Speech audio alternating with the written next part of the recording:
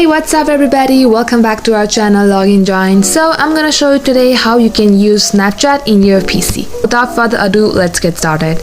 Open your favorite browsing app and then at the top search bar you will type Snapchat for PC. Here you can see this login Snapchat option. Once you see it, press it. And here you can enter your username and your password for logging in. After you are done entering your username and password, you will see this verify option. We have to press this and solve some captchas for verification.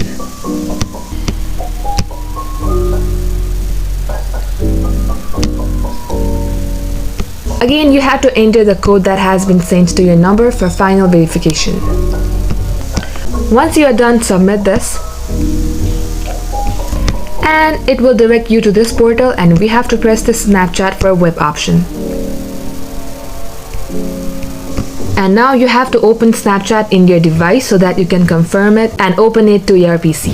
Once you hit that yes it's me confirmation in your phone, you will see something like this. And this is your Bitmoji here and all the snaps that your friends had sent you. You can take your snap by pressing at this camera.